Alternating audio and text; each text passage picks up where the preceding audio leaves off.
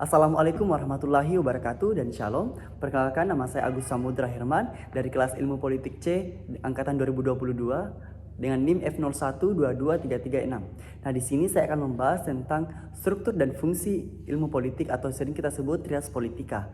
Nah, sebelum masuk ke pembahasan, perlu kita ketahui seperti apa itu struktur, fungsi, dan politik. Perlu kita ketahui bahwa struktur adalah pengorganisasian unsur-unsur yang saling terkait terhadap suatu objek ataupun sistem. Nah, seperti halnya di Indonesia terkait dengan badan eksekutif, legislatif, dan yudikatif, di mana ketiga badan tersebut memiliki sesuatu yang saling terkait. Nah, seperti apa itu fungsi?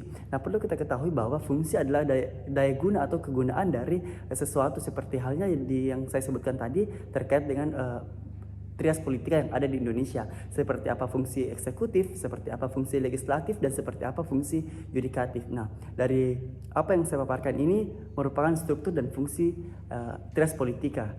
Nah, baik, di sini saya akan menjelaskan tentang trias politika. Perlu kita ketahui bahwa trias politika itu adalah tri, as, dan politika, yang dimana tri artinya tiga, as artinya pusat atau pusar, yang ketiga itu adalah politika yang artinya kekuasaan. Jadi dapat dipahami bahwa trias politika adalah suatu anggapan yang menganggap bahwa dalam suatu negara terdiri dari tiga kekuasaan. Yang pertama eksekutif, yang kedua legislatif, dan keempat ada yudikatif.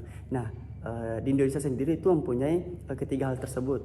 Nah, yang pertama ada lembaga eksekutif, di mana lembaga eksekutif di sini merupakan lembaga yang anggotanya lebih kecil daripada anggota legislatif. Badan eksekutif ini juga bertindak secara tepat dan memberikan keputusan terhadap pimpinan yang lebih tepat dan efektif. Berbeda halnya dengan lembaga legislatif, di mana lembaga legislatif lebih luas dan memberikan keputusan secara tepat. Nah, tugas dari badan eksekutif ini hanya melaksanakan kebijakan-kebijakan yang telah ditetapkan oleh badan legislatif dan juga menyelenggarakan undang-undang yang sesuai apa yang ditetapkan oleh badan legislatif. Namun di sisi lain, badan legislatif itu sifatnya luas.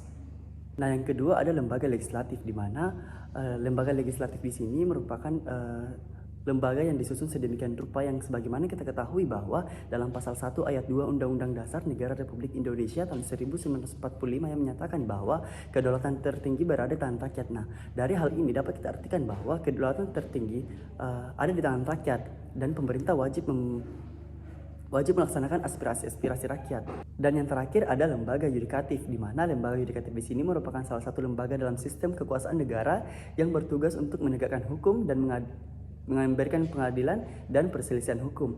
Nah, lembaga yudikatif di sini juga memberikan pengawasan atau mengadili terhadap penyelenggaraan undang-undang, yang dimana di dalamnya terdapat Mahkamah Agung, Mahkamah Konstitusi, dan Komisi Yudisial.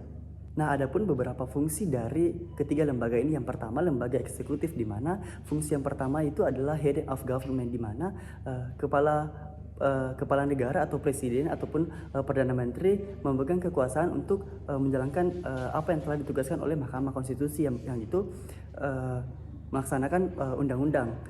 Yang kedua ada party chief, di mana party chief di sini merupakan kepala negara atau kepala sebuah partai yang memenangkan hasil pemilu sebelumnya.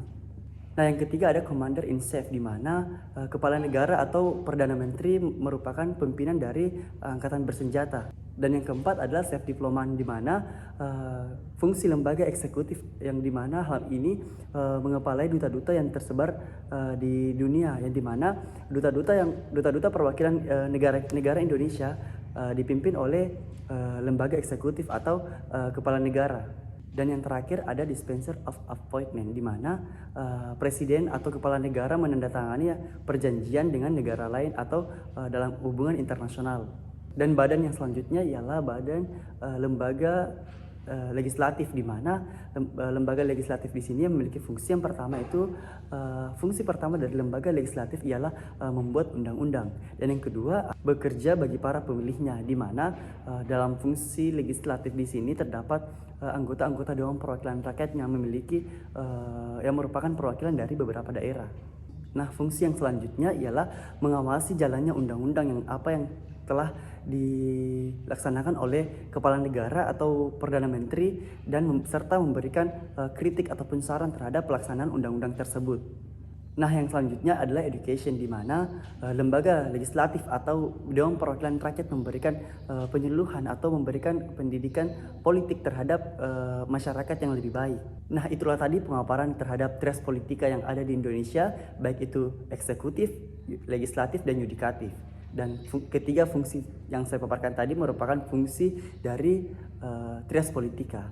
Sekian dari saya. Wassalamualaikum warahmatullahi wabarakatuh dan shalom.